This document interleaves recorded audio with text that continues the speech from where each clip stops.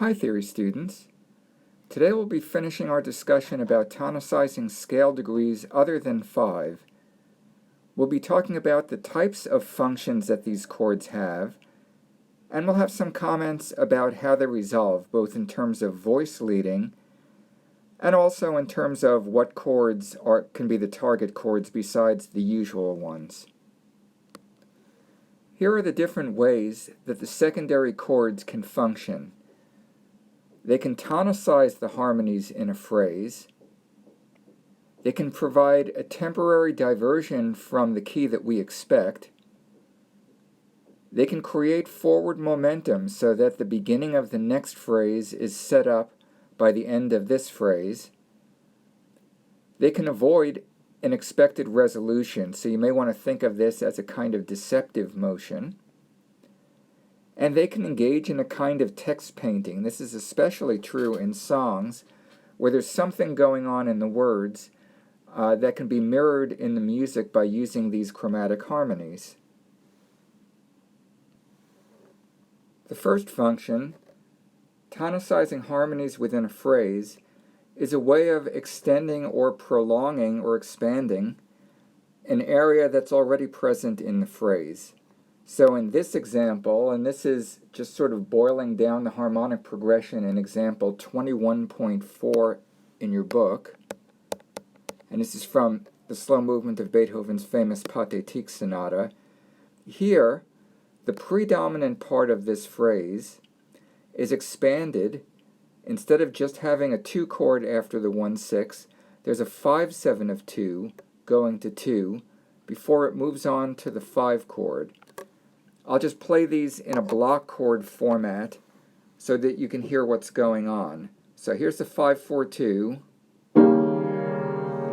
and then 1-6. That's a 5-7 of 2. There's the 2 chord.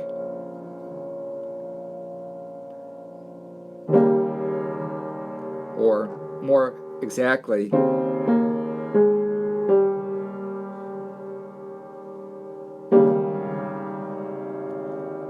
5-7 hangs over in suspensions before resolving to 1 there.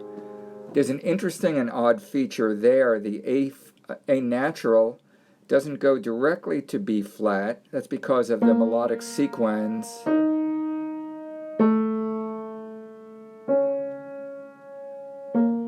There's the B flat.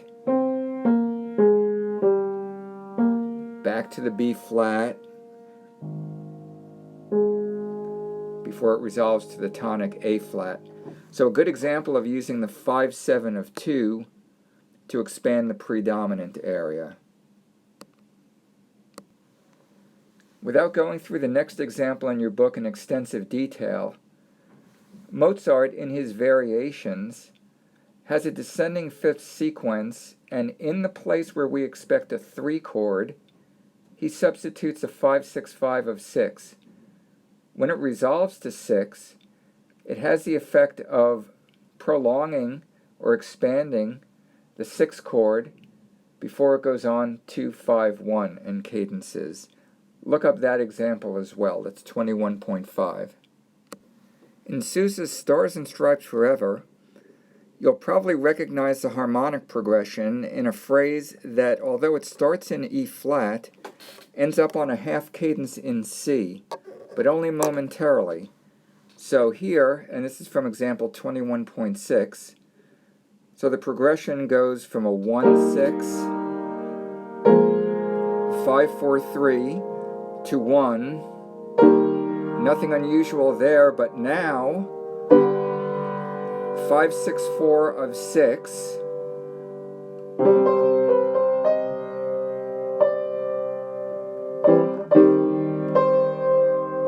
and half cadence on a 5 of 6. Of course it doesn't stay there, it goes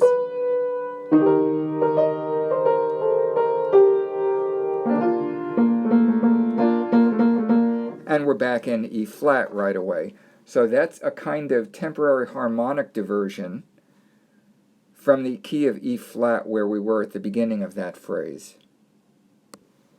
An example of forward momentum is Scott Joplin's slow rag called Solace. In one phrase, we have a standard kind of cadence on the one chord in F. So the last chords of the phrase go something like this.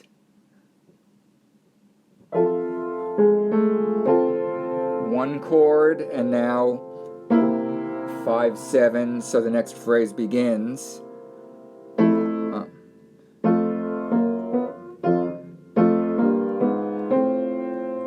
On the 1. And that's a standard phrase and cadence that he has going forward.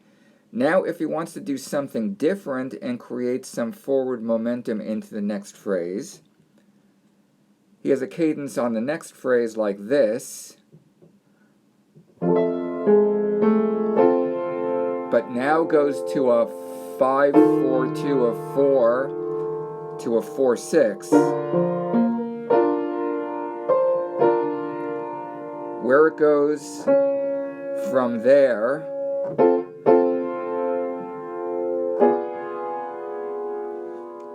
seven 7 to 5,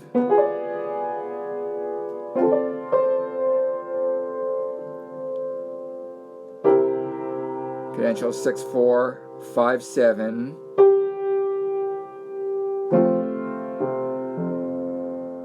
and 1. So in this particular case, the 5/4 a 4 takes us to the 4/6. That will take this phrase in a different place, and it creates forward momentum for the 4/6 that begins that contrasting phrase. There are many cases of avoiding an expected resolution.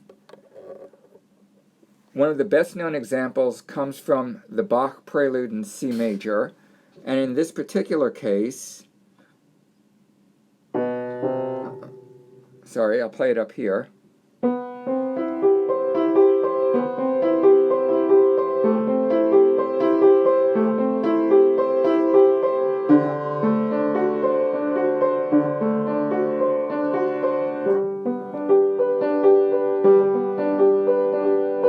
In this case, we had a 5 of 5 to a 5. We would expect that to go back to 1. Instead,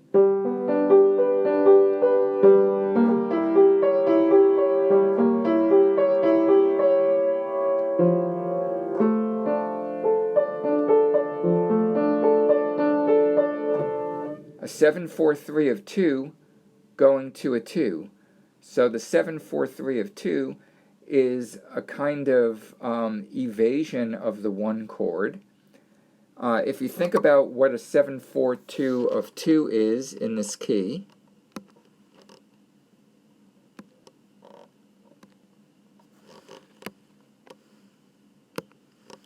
so here we are in C major, 7/4 of 2, 2 would be D.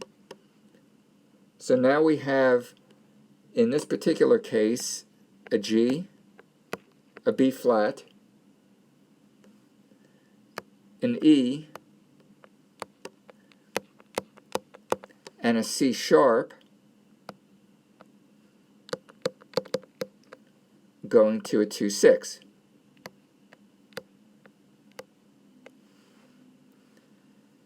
So notice that the 7/4 of 2, instead of having a tonic C in the melody the way we expect the B natural that precedes it to go, instead C is altered so that it becomes C sharp, which is a leading tone to D that follows. Maybe the best known example from this piece of an evaded resolution is when we finally get to the big kind of cadence.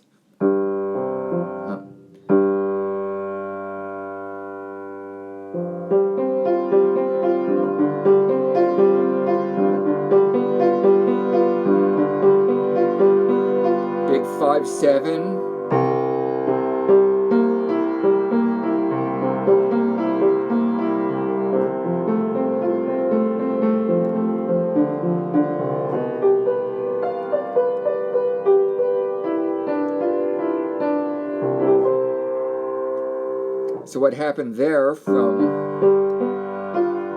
the 5-7, we got to 1 in the bass all right.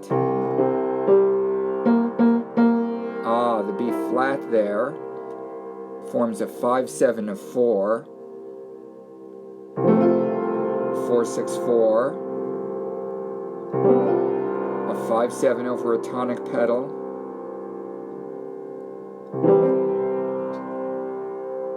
and 1. I'm going to save the text painting example for when we start studying vocal forms, because that will be a very important part of how composers set texts. As far as embellished resolutions, I'll show you some examples in class in which there are voice exchanges and transferred resolutions to other voices. We'll look more specifically at examples from the book and other places. As far as irregular resolutions go, think of these as part of a circle of fifths progression, where, for example, if instead of a 6 chord, if I had instead a 5-7 of 2, so perhaps we could do something like this.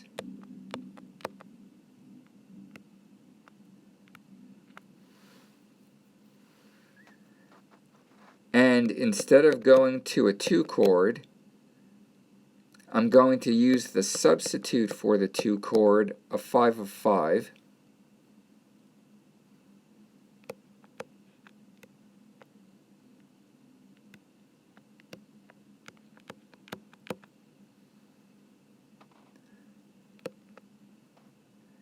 And that 5-7 of 5 will, of course, go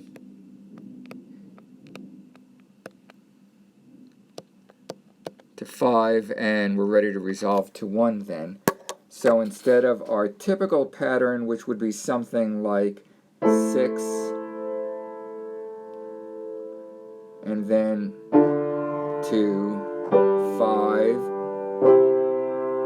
and 1.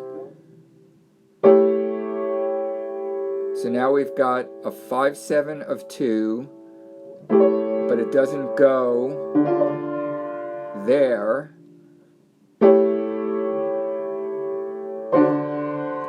It goes to 5-7 of 5, 5, and 1. So the irregular part of it is you see the 2 over here and you're looking for a 2 there. What you get instead is a chord that has the same root as 2, but is a substitute for it. We'll do more exploring with that as we look at more music as well. That's all for today.